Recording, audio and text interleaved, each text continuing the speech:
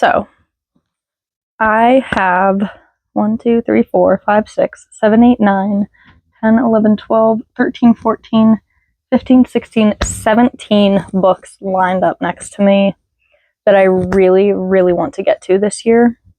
And I thought it would be fun to talk about them because I am hoping that I will read enough to actually get to all of them and more. So I have little stacks for each genre. That way they are all kind of represented. And oh my lord, looking at them, it feels like a lot of books. But I think it'll be easiest to just jump right in. So, oh my gosh, I'm missing a nail. Sorry about that. Just how it is. But I'm going to start with nonfiction. So let me grab my nonfiction pile, and I'll see you when I grab it. So my nonfiction pile is small. It's only 2 books. I will probably end up reading more nonfiction than just these 2 during the rest of the year. But these 2 are the ones that I really, really want to get to. And they are 2 that I got more recently. So I have first Atomic Habits. I've heard a lot of good things about this book.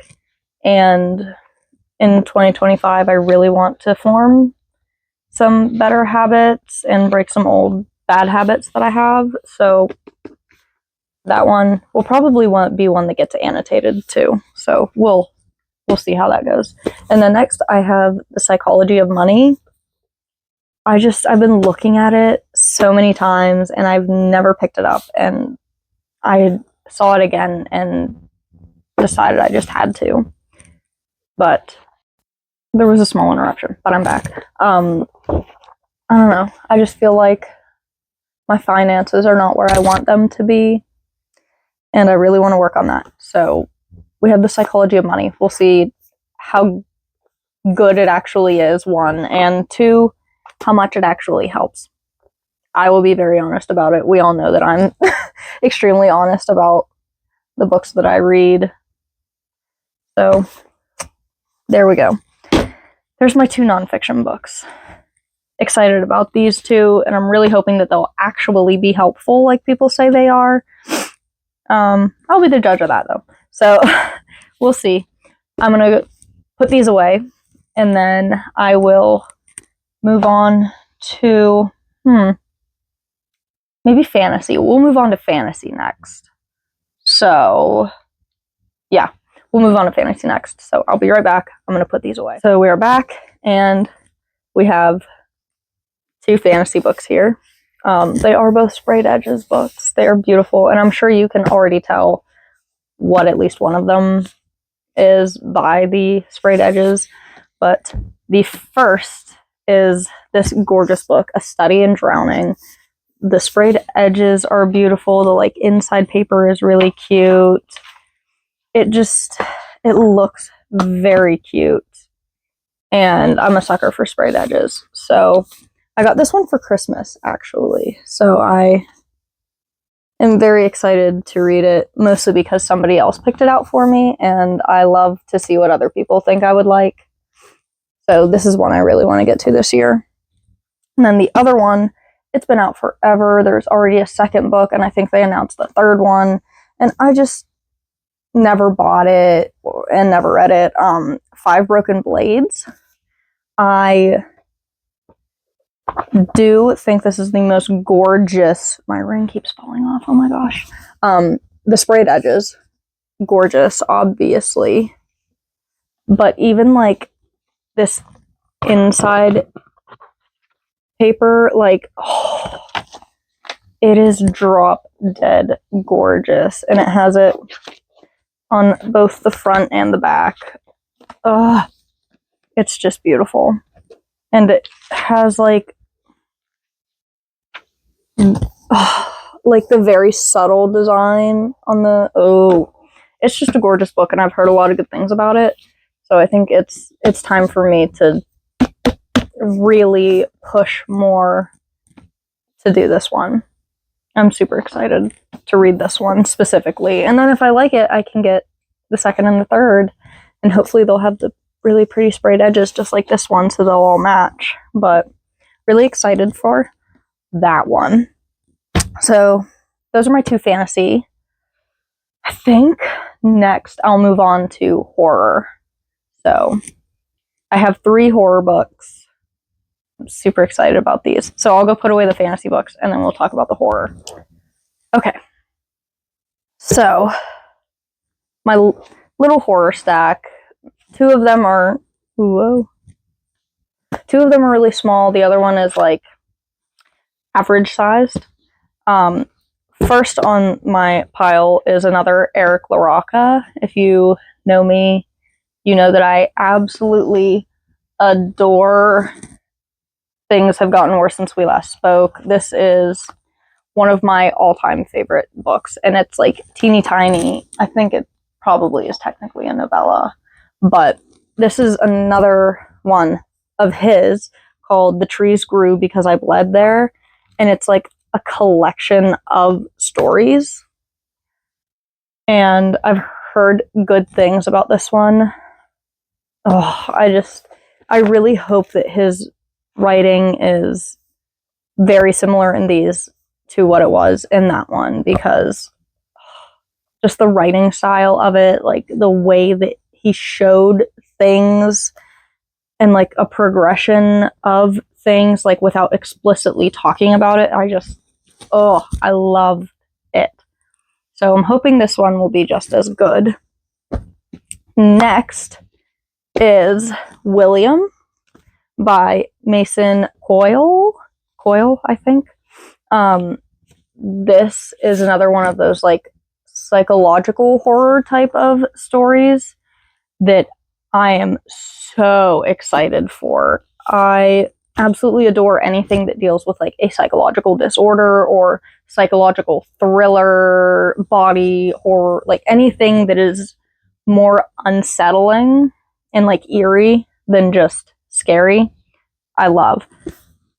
So I'm hoping that this will be what I think it is. I'm so excited for it. It's supposed to be like agoraphobia, like trapped in your own house. Like, oh, it sounds amazing. And I can't wait. Hello, I'm back. Next I have The Exorcist. I am absolutely terrified of horror movies. I'm just not a fan. My boyfriend adores them and loves them. So it's kind of a little conflict there.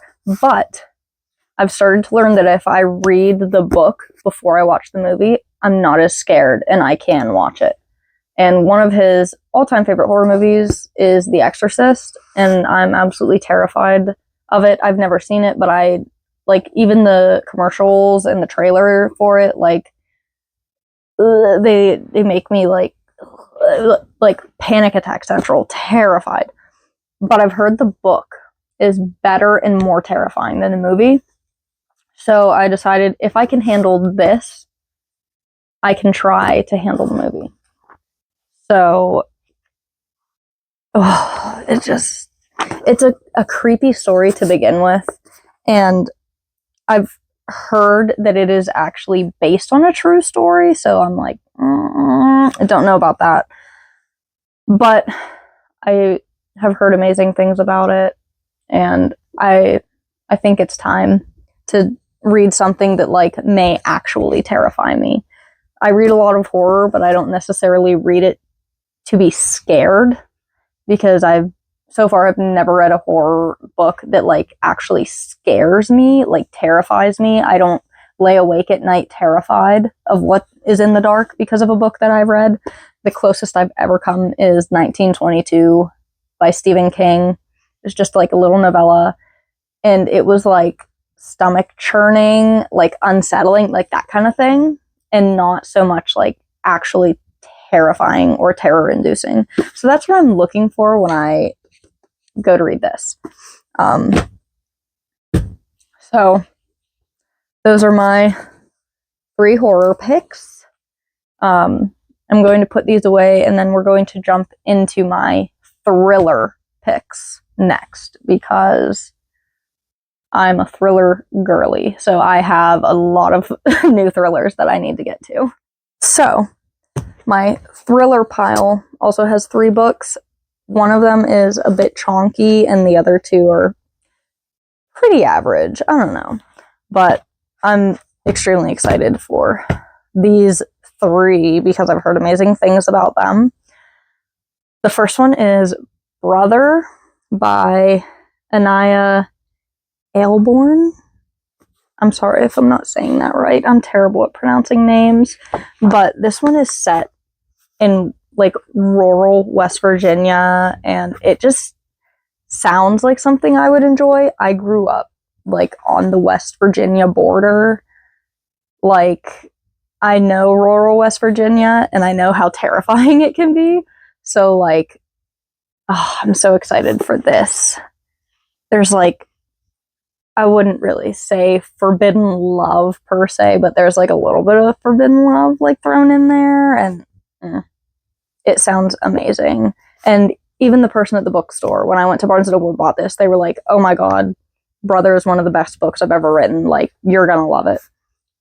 And he's the same guy that I talk to and who I talk about books with pretty much every time I go to that Barnes & Noble. He's also a really big horror and thriller person, so like, he knows what I want, and I trust him with my book recommendations. So hopefully Brother is as good as he has said it was. Next, I have The Silent Patient by Alex Michaelides.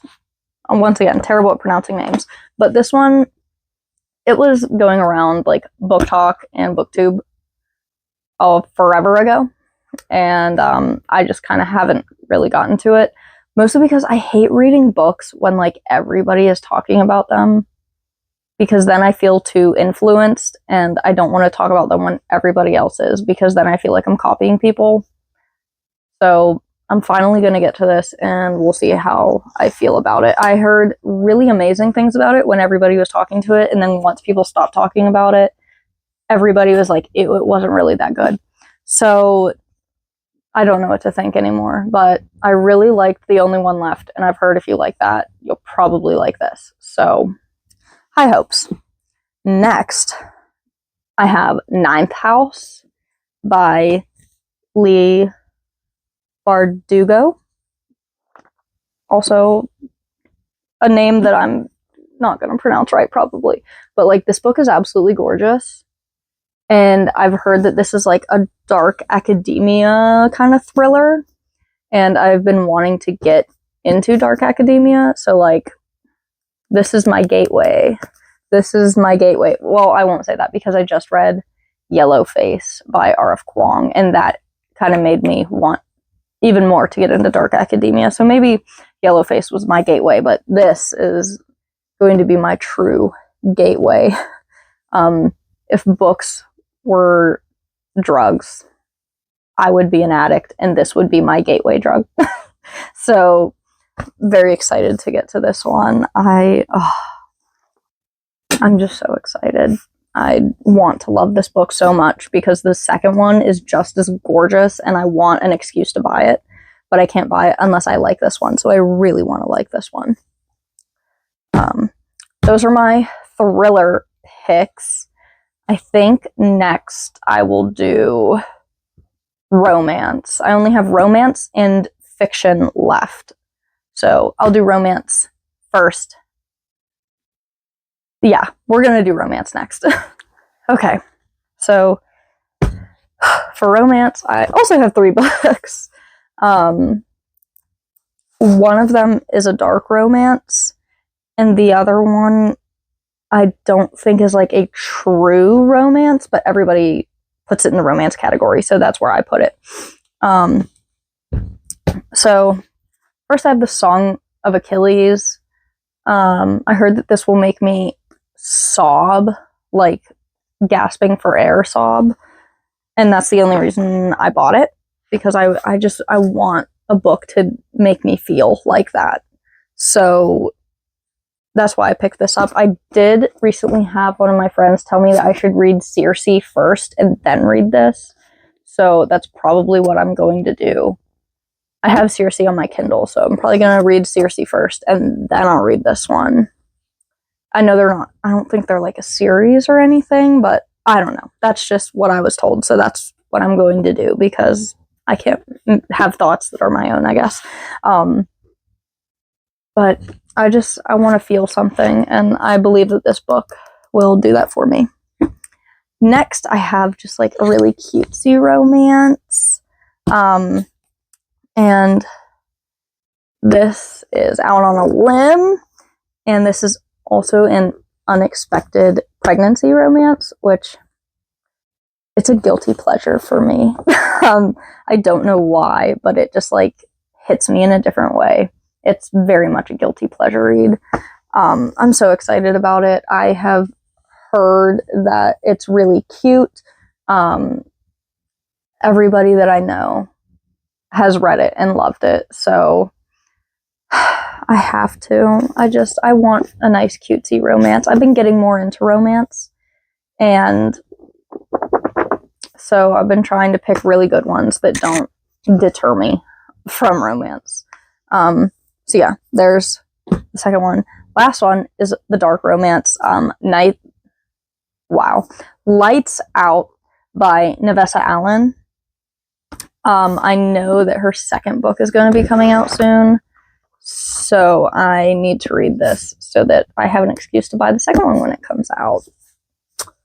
I am a huge like Ghost from Call of Duty stan, and I think that's what really brought me to buy this book. I have a second copy of it that I want to bedazzle, so that's how much I think I'm going to like this book. I've been hearing like little clips of the audiobook on TikTok every now and then, and it seems like hilarious and fun. And that's what I want. I want just like a funny, fun kind of romance. So hopefully this will be that for me. My introduction to dark romance was Haunting Adeline. I'm pretty sure I gave it a 4 stars, but like it still wasn't like, it wasn't amazing writing, but it was 4-star because like the vibe of it was it was good at the time. So that's a 4-star. I'm hoping that this will really set the standard for dark romance for me. So my 4 little romance picks, I'm going to put these away, and then we'll talk about my fiction picks and my last stack. So see you in a minute. So my last stack is my biggest stack. These are my fiction picks. I have 4. 3 of them are a little bit chunkier, and then 1 of them is very small. So this first little guy on top is Normal People by Sally Rooney. I've been hearing a lot about this book on both sides, and it sounds interesting, so I thought that I could read it, see what I think of it. I got it for Christmas from my grandmother, so thank you, Grammy, for getting me this book. But I also really like the cover. I think it's really cool. So we'll see what I think of this one. I'm hoping it'll be a quick read because it's nice and short. There's my first pick. My second pick, because I recently read Yellowface and loved it so much, like it was probably close to a 6-star read for me. That's how good I thought it was.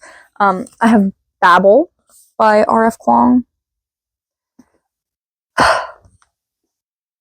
I really hope that this one is going to like hit me the same way that Yellowface did. It's dark academia, which I'm really interested in dabbling in. And it's beautiful. Like, how could you not want to read this? I also really want to read the Poppy War trilogy, but I don't have any of those on my bookshelf. I have them on my Kindle. But I have to get to this one this year. If I don't, I may actually cry. So this is a priority read this year. The next two are most likely also going to be tearjerkers. I'm going to be sobbing into my pillow at night after reading these, but it's going to be okay because it's Kristen Hanna, The Women in the Nightingale, and I've heard absolutely amazing things about both of them.